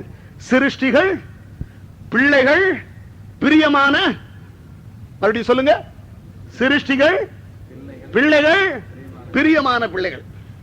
இந்த பிரியமான பிள்ளைகள் என்கிற 3வது நிலைக்கு வந்தவன் தான் கானானுக்கு போகிறான். 3வது நிலைக்கு வந்தவன் தான் உயிரோடு எடுத்துக்கொள்ளப்படுகிறான். இங்க இருந்து ஆண்டவர் எடுக்கிறது இல்ல, அங்கிருந்து ஆண்டவர் எடுக்கிறது இல்ல. அப்ப சிருஷ்டிகள், பிள்ளைகள், பிரியமான பிள்ளைகள். நாம எங்க இருக்கணும்? பிரியமான பிள்ளைகள் என்ற நிலைக்கு. ஆகையாலதான் பவுல் சொல்கிறார், நீங்கள் பிரியமான பிள்ளைகளை போல தேவனை பின்பற்றுவர்களாகுங்கள். சரி, நாம் பிரியமான பிள்ளைகளாக வேண்டுமானால், என்ன என்று பார்த்தோம் இல்லையா? வசனமாகி வித்து நமக்குள்ளே விழுந்து நாம் மறுபடியும் என்ன செய்யப்பட வேண்டும்? ஜனிப்பிக்கப்பட வேண்டும். அப்படி ஜனிப்பிக்கப்பட்டு தேவனுடைய பிள்ளைகளான நாம் தேவனுக்கு பிரியமான பிள்ளைகளாக வேண்டுமானால் என்ன செய்ய வேண்டும்? இதுல நிறைய காரியம் இருக்குது. 2 காரியத்தை மாத்திரம் நான் சொல்லி முடிச்சிடுறேன்.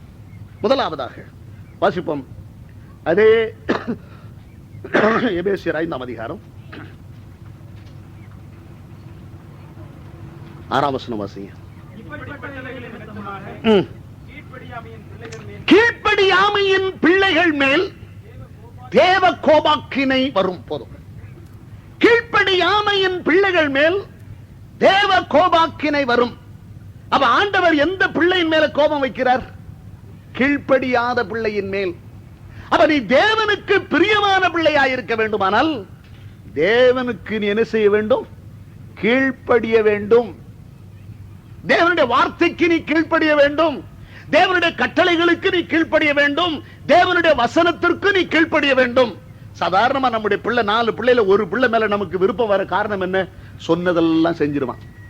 செஞ்சுட்டா மனசு என்ன யார்கிட்ட போதுங்க? இவன் குட்டி பய சொன்னதை என்ன செய்வான். நாளைக்கு நமக்கு ஒரு முக்கியமா அவசரமா வேணும், தாளிக்க போறோம், கடுகு இல்ல. டே கண்ணா, ஓடி போய் கடுகு வாங்கிட்டு வானா யார் போவா?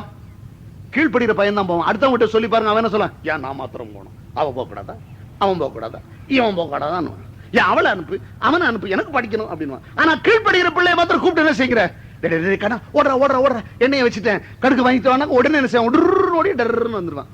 அடியன் கண்ணை நீ இருந்தா ஒரு 10 காசு எடுத்துக்கோன்னு கொடுத்துறான்.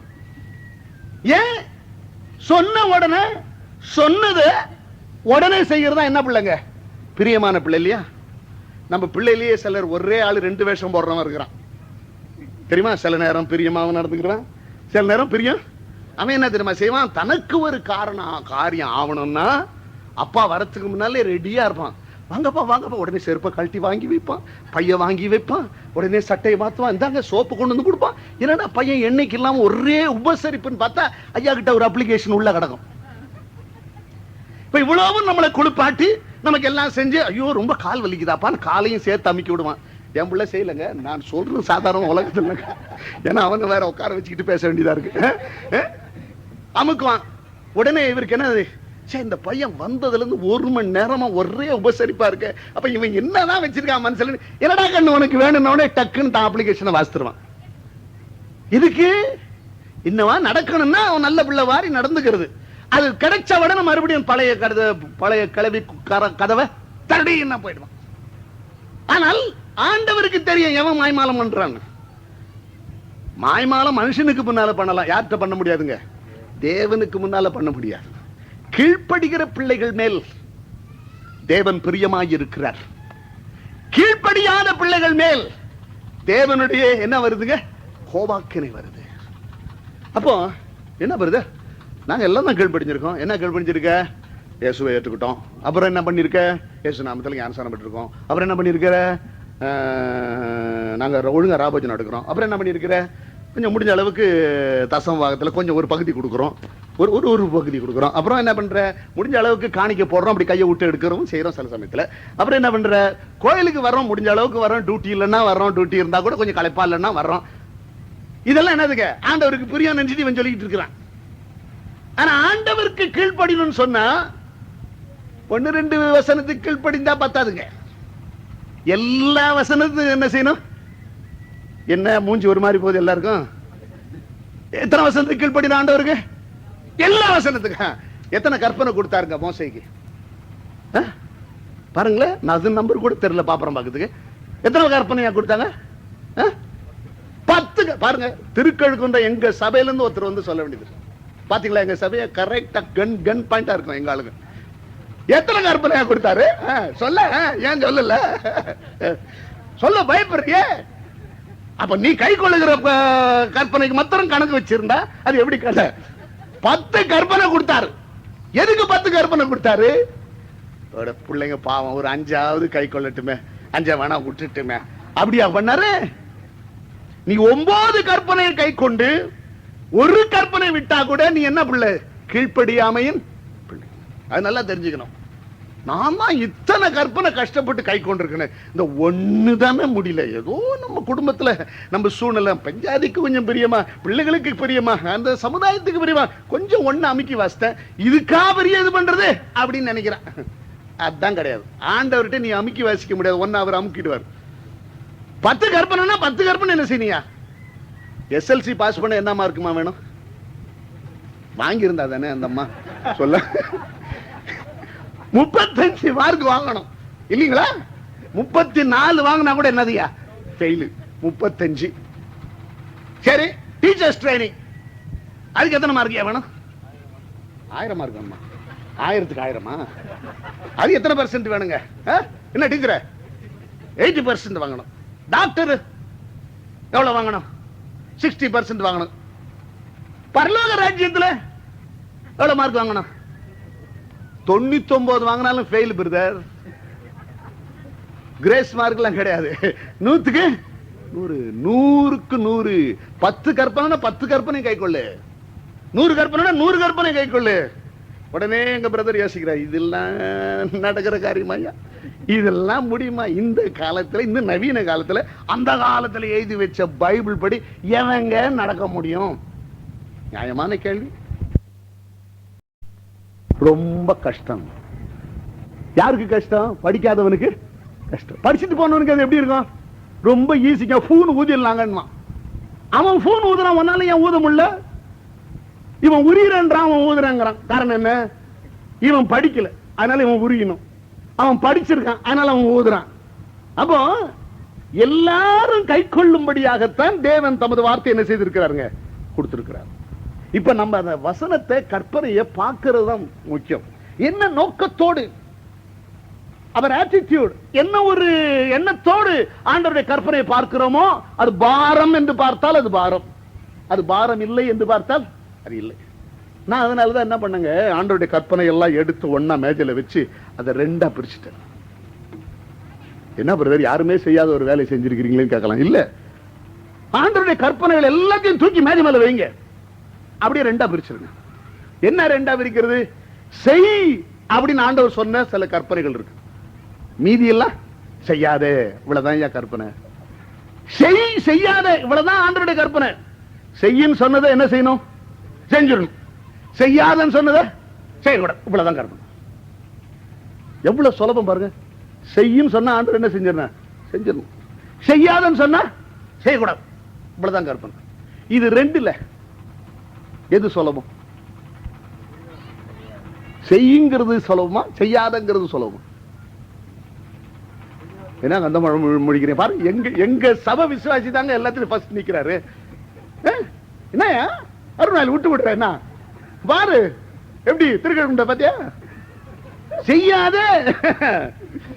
ஏன் செய்யின்னு சொன்னா நான் சொன்னதை கேட்கணும், அதை நீ புரிஞ்சுக்கணும், இடத்த விட்டு ஏந்திரிக்கணும், நடந்து முன்னால வரணும், அதை செய்யறதுக்கு ட்ரை பண்ணணும். ஒண்ணும் செய்யாத, கம்முன்னு கடை அங்கேயே அப்படின்னு சொன்னா அது எவ்வளவு சுலபம்? கம்முன்னு அப்படி என்ன செஞ்சிடலாங்க. சரி, அப்ப ஆண்டவர் கொடுத்த இந்த கற்பனைகளிலே எவ்வளவு செய்ய எவ்வளவு செய்யாத அப்படின்னு இருக்குதுன்னு கொஞ்சம் ஆராய்ஞ்சு பார்த்தா 10 கற்பனை கொடுத்தார் இல்லையா? என்னமா? ஆமா. அந்த 10 கற்பனை எத்தனை செய்ய எத்தனை செய்யாத? 10 கற்பனையே தெரியாதானே இருக்கு. பாருங்க, திருக்கழுக்குன்ற ஃபர்ஸ்ட் ரேங்க் வாங்கிட்டு போதியா அருமையில? சின்ன சபை தான் சொல்லு. 2 தான் செய்யின்னு சொன்னார். 8 என்ன 2 செய்யினாரு? உன் தகப்பனையும் உன் தாயையும் கனம் பண்ணுவாயாக, ஓய்வு நாளை பரிசுத்த நாளாய் ஆசரிக்க நினைப்பாயாக. இது 2 தாங்க செய். மற்றதெல்லாம் வேறே தேவன் உனக்கு வேண்டாம். பொய் சொல்லாதிருப்பாயாக, களவு செய்யாதிருப்பாயாக, என் நாமத்தை வீணில் வழங்காதிருப்பாயாக, பொய் சாட்சி சொல்லாதிருப்பாயாக, பிறர் பொருளை இச்சியாதிருப்பாயாக. அப்போ 180% சுலபமான கற்பனை கர்த்தர் கொடுத்திருக்கார் இல்லையா? சரிங்க, இந்த 10 கற்பனை எல்லாம் கொடுக்கிறதுக்கு முன்னால ஆதி மனிதனுக்கு முதல்ல ஒரே ஒரு கற்பனை கொடுத்தார் தோட்டத்துல. அது செய்யாதையா? அப்பா அருண் வயலுக்கு ஒரு மார்க். செய்யாதே. என்ன செய்யாதே? இந்த கனியை நீ புசியா? அந்த சுலபமான கற்பனை தான் நம்ம மீறணும். செய்யாதங்கிற சுலபங்க. நீங்க கூட இன்னைக்கு வீட்டுல கம்முன்னு இருந்தீங்கன்னா ஒண்ணுமே பிரச்சனை வராது. பிள்ளைய கூப்பிட்டு நான் கடை வரைக்கும் போயிட்டு வரேன், இந்த டப்பால லட்டு வச்சிருக்கேன், மகனே வரும் வரைக்கும் என்ன செய்யக்கூடாது? தொடக்கூடாது அப்படின்னு சொல்லிட்டு நீ வெளியே போயிட்டு ஒரு 5 நிமிஷம் படக்குன்னு திரும்பி வந்து பாரு. பையன் ஏறி அந்த டப்பாவை திறக்கலாம், என் பேர் ஆர்த்தர் டேவிஸ் இல்ல. ஏன் செய்யாதன்னு சொன்ன உடனே அது ஏன் செய்யாதன்னு சொன்ன அந்த அம்மா கடைக்கு தானே போற? அது மனுஷ சுவாபம் மாத்திரம், இது பிசாசினுடைய சுவாபம். செய்யாதன செய்யாம ஐயா, கேட்காதன கேட்காம, பார்க்காதன பார்க்காம, போகாதன போகாம, தொடாதன தொடாம, துண்ணாதன துண்ணாம. அது ஏன் துண்ணு பார்க்கணும்? அது ஏன் குடிச்சு பார்க்கணும்? அது ஏன் தொட்டு பார்க்கணும்? அது ஏன் போய் பார்க்கணும்? இதுலதான் பாவங்கிறது என்ன செய்துங்க.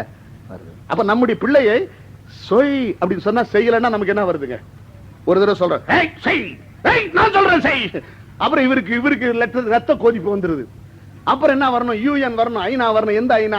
தாய் என்கிற ஐநா சபை வந்து ஐயாவை கொஞ்சம் ஆத்தி உட்கார வச்சு தடுக்கல, அங்க ரத்த கார் ஓடும், ரத்த ஆறு ஓடும். ஏன்? ஒரு பிள்ளை கீழ்ப்படியலன்னா நமக்கு என்ன வருதுங்க?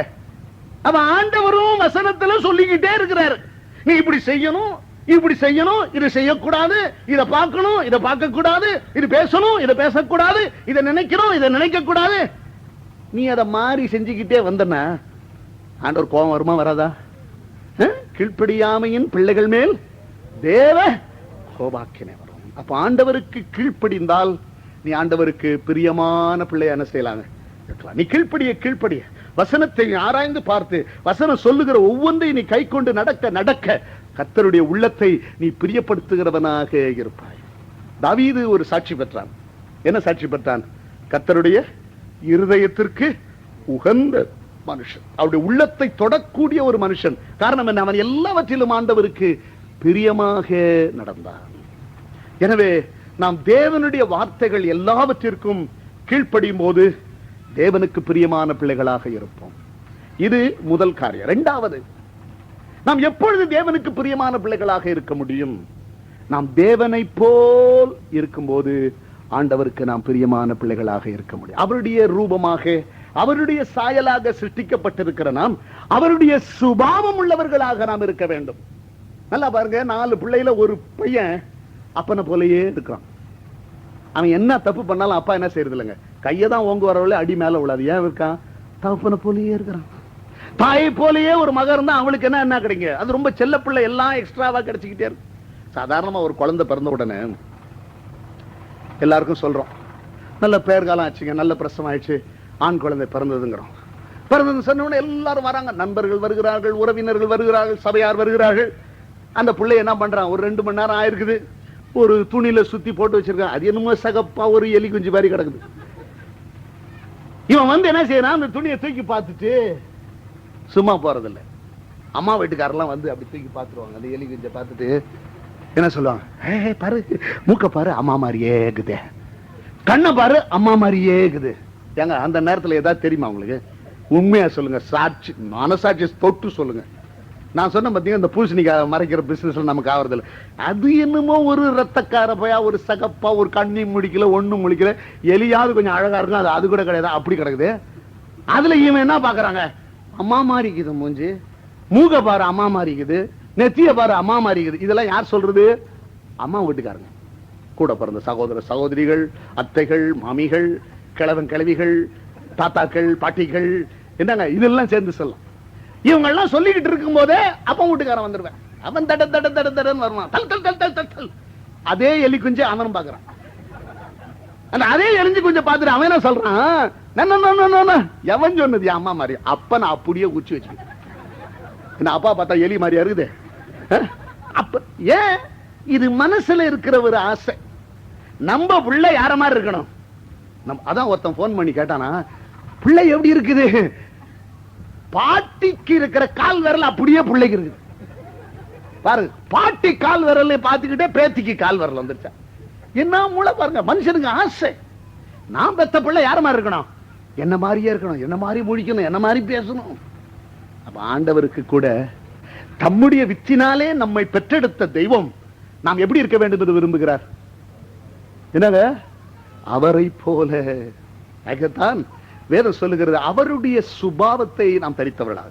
அதனால தான் வேதம் சொல்லுகிறது, உங்களை அழைத்தவர் பரிசுத்தராய் இருக்கிறது போல நீங்களும் எப்படி இருங்கள்?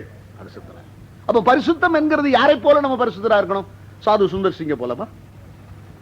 அப்போஸ்தலனாகிய பவுலை போலவா? இல்ல தீர்க்கதரிசியை போலவா? இல்ல யாரை போல இருக்கணும்? இயேசுவை போல. யாரையும் ஆண்டவர் முன்மாதிரியா வைக்கல. பிரதான ஆசாரியராகி இயேசுவை நீங்கள் என்ன செய்து பாருங்கள், கவனித்து பாருங்கள். அவர் பரிசுத்தராய் இருக்கிறது போல நீங்கள் பரிசுத்தராய் இருங்கள். கிறிஸ்து உங்களிடத்தில் அன்பு கூர்ந்தது போல நீங்களும் ஒருவரிடத்தில் ஒருவர் செய்யுங்கள், அன்பு கூறுங்கள். கிறிஸ்து உங்களுக்கு மன்னித்தது போல நீங்களும் ஒருவருக்கு ஒருவர் செய்யுங்கள், மன்னியுங்கள். கிறிஸ்து உங்களுக்கு நன்மை செய்தது போல நீங்களும் ஒருவருக்கு ஒருவர் நன்மை செய்யுங்கள். அப்போ அவருடைய சுபாவம், அவருடைய சாயல், இதை நாம் தரித்துக் கொள்ள வேண்டும். அப்படி தரித்துக் கொண்டவன் மேலேதான் ஆண்டவருக்கு பிரியம் உண்டாகிறது. பரிசுத்தாவின் ஞான ஸ்நானம், the baptism of the Holy Spirit. யோவான் சொன்னான், எனக்கு பின் வருகிறவர், எனக்கு முன் இருந்தவர், அவருடைய பாதரட்சின் வாரையும் அவிழ்க்க நான் எப்படி அல்ல, பாத்திரவான் அல்ல. நான் உங்களுக்கு ஜலத்தினாலே ஞானஸ்நானம் கொடுக்கிறேன். எனக்கு பின் வருகிறவர் எதுல கொடுப்பாரு? பரிசுத்தாவினாலும் அக்கினினாலும் உங்களுக்கு என்ன கொடுப்பார்? ஞான ஸ்நானம் கொடுப்பார். அப்ப ஞான ஸ்நானம் ஆங்கிலத்திலே பேப்டிசம், இதற்கு அர்த்தம் என்னையா என்று கேட்டால், பேப்டிசோ என்கிற கிரேக்க பதத்திலிருந்து பேப்டிசம் என்கிற ஆங்கில பதம் வந்தது. அந்த பேப்டிசம் என்கிற ஆங்கில பதத்திலிருந்து ஞான ஸ்நானம் என்கிற தமிழ் பதம் வந்தது. இந்த பேப்டிசோ என்கிற கிரேக்க பதத்துக்கு அர்த்தம் என்ன? முழுகுதல், இம்மர்ஷன். எனவே ஞானஸ்தானம் என்று சொன்னால் திருமுழுக்கு. அப்ப தண்ணீருக்குள்ளே ஒரு மனுஷன் என்ன செய்ய வேண்டும்? முழுவதுமாய் முழுங்க வேண்டும். சிலர் பாருங்க, ஞானஸ்தானம் கொடுக்கும் கையை மாத்திரம் வெளியே நீட்டிடுவான். நான் விடுறதில்ல, அந்த கையை மடக்கி உள்ள தள்ளிடுறது. ஏன் தெரியுமா? பிரதர் கையை மாத்திரம் விட்டுரு என் பொண்டாட்டி அடிக்கிறதுக்கு. அப்படி இல்லை, எல்லாமே சாவணும். எங்கேயாவது உங்க அம்மா செத்துட்டாங்கன்னா புதைக்கும் போது கையை மாத்திரம் வெளியே வச்சுட்டு புதைக்கிறீங்களா? அடையாளம் தெரியணும். அம்மா கை வெளியே தெரியட்டும் அப்படி வைக்கிறோமா? இல்ல, கையை மடக்கி, மடக்கலனா கூட அந்த நேரம் மடக்கி இடிக்கி ஒட்டிக்கி அப்படி கட்டி போட்டுரும். இந்த கிராமத்துல வெட்டியான ஒரு ஆள் இருப்பான் தெரியுங்களா? அவன் எதுக்கு தெரியுமா? இந்த கொளுத்தும் போது என்ன செய்யுங்க, அதுங்க அப்படி ஏந்திரிக்குமோ அவன் தடி வச்சு அடிப்பான். ஐயோ எங்க அம்மா அடிக்கிறியேன்னு யாரும் நீ ஒண்ணும் சொல்ல முடியாது. எதுக்கு? எல்லாத்தையும் முக்கணும். அதுதான் ஞானஸ்நானம். ஞானஸ்நானம் என்று சொன்னால் நீ தண்ணீரில் முழுக வேண்டும். இமர்சன். முழுகினாதான் அது தண்ணி ஞானஸ்நானம். இது தண்ணீர் ஞானஸ்நானம். இதே யோவான் சொல்லுகிறான், எனக்கு பின்வருகிறவர் என்ன ஞானஸ்நானம் கொடுப்பார்? பரிசுத்தாவினால். அப்ப பரிசுத்தாவி ஆண்டவர் எதற்கு கொடுத்திருக்கிறார்? நாம் எல்லாரும் எதுல முழுக வேண்டும்? பரிசுத்த ஆவியிலே முழுக வேண்டும். அப்ப நீ பரிசுத்த ஆவியிலே முழுகும் போது உனக்குள்ளே உன் சுவாபம் வெளியே போய் தெய்வீக சுவாபம் முழுவதுமாக உனக்குள்ள என்ன செய்ய வேண்டும்? வரணுங்க. அப்ப கிறிஸ்தவன் என்று சொல்லுகிறவன் கிறிஸ்துவின் சுவாபத்தை முழுமையாய் தனக்குள் பெற்றவன் தான் யாரு? தேவனுக்கு பிரியமான பிள்ளை, தேவனுக்கு பிரியமான ஒரு மகனாக அவன் விளங்க முடியும். அப்ப கிறிஸ்துவின் சுபாவம் அவனுக்குள்ளே வர வேண்டும். அந்த கிறிஸ்துவின் சுபாவம் இல்லாவிட்டால் நீ பெற்ற ஆவி பரிசுத்தாவியல். இன்னைக்கு அநேக பரிசுத்தாவி ஞானம் என்ன நினைக்கிறான்? பாஷை பேசுறதுக்கு, தீர்க்க தரிசனம் சொல்றதுக்கு நினைக்கிறான். இல்லையா? பரிசுத்தாவி பெறுவது எதற்காக? தேவனுடைய பூரண சுபாவத்தை நாம் தரித்துக் கொள்ள வேண்டும். யோவான் எழுதுகிறார், இப்பொழுது நாம் தேவனுடைய பிள்ளைகளாய் இருக்கிறோம். இது எவ்விதமாய் இருப்போம் என்பது இன்னும் என்ன செய்யப்படவில்லை? வெளிப்படவில்லை. ஆகிலும் அவர் வெளிப்படும் போது அவரை நாம் இருக்கிற வண்ணமாக தரிசிக்கிறதுனால் அவருக்கு நாம் எப்படி இருப்போம்? வாசிங்க 1 யோவான் 3ஆம் அதிகாரம் 3ஆம் வசனம். அவர் மேல் இப்படிப்பட்ட நம்பிக்கை வைத்திருக்கிற எவனும் அவர் சுத்தமுள்ளவராய் இருக்கிறது போல. 2ஆம் வசனம் வாசிப்பா. பிரியமானவர்களே, இப்பொழுது தேவனுடைய பிள்ளைகளாய் இருக்கிறோம். இனி எவ்விதமாய் இருப்போம் என்று இன்னும் வெளிப்படவில்லை. ஆகிலும் அவர் வெளிப்படும் போது அவர் இருக்கிற வண்ணமாகவே நாம் அவரை தரிசிப்பதினால் அவருக்கு ஒப்பாய் இருப்போம். ஆண்டவர் நம்மை ரட்சித்தது எதுக்காக? அவருக்கு ஒப்பாய் நம்மை மாற்றுவதற்காக. அப்ப இயேசுவை பார்த்தால் நம்மை பார்க்க வேண்டியதில்லை, நம்மை பார்த்தால் இயேசுவை என்ன செய்ய வேண்டியதில்லை? பார்க்க வேண்டியதில்லை. இயேசுவானவர் பிதாவை குறித்து சொல்லிக் கொண்டிருக்கும் பொழுது சீஷரில் ஒருவன் கேட்கிறான், ஆண்டவரே எனக்கு யாரை காண்பியும்? பிதாவை காண்பியும். ஆண்டவர் என்ன சொன்னாரு? கண்ணை மூடி 5 நிமிஷம் கண்ணை மூடுறான், 6வது நிமிஷம் கண்ணை தரடா, பிதாவை காட்டுறேன்டா அப்படின்னாரா? இல்ல, நான் இவ்வளவு காலம் முன்னோடு கூட இருந்தும் என்னை நீ அறியவில்லையா? என்னை கண்டவன் he that has seen me has seen the Father, because Christ is the express image of the invisible Father. காணக்கூடாத பிதாவாகிய தெய்வத்தினுடைய காணக்கூடிய தற்சொரூபம் இயேசு. அப்ப காணக்கூடாத இயேசுவினுடைய தற்சொரூபமாக அவருடைய பிள்ளைகளாகிய நாம் என்ன செய்ய வேண்டும்? இருக்க வேண்டும். சில சொல்லுவாங்க பாருங்க, இவனை பார்த்தா அப்பனை பார்க்க வேண்டிய அவசியமே இல்லை. அப்படி இருக்கணும். அதுதான் தேவன் நம்மிலே விரும்புகிற ஒரு காரியம். அப்ப தேவனுடைய வார்த்தைக்கு கீழ்ப்படுகிறது, to obey the commandments of God. தேவனுடைய வார்த்தைக்கு கீழ்ப்படிதலும் தேவனை போல் அவருடைய சுபாவத்தை தரித்துக் கொள்ளுதலும், to attain the attributes of God. இது ரெண்டு தான் நம்மை ஆண்டவருக்கு பிரியமான பிள்ளைகளாக மாற்றும். பரலோகத்துல போகும்போது நம்ம மூஞ்செல்லாம் எப்படி இருக்கும்னு நினைக்கிறீங்க? வேற மாதிரி இருக்கும். என்னங்க அங்க போனா நம்ம மூஞ்சி இந்த மூஞ்சி இருக்குன்னு நினைக்கிறீங்களா?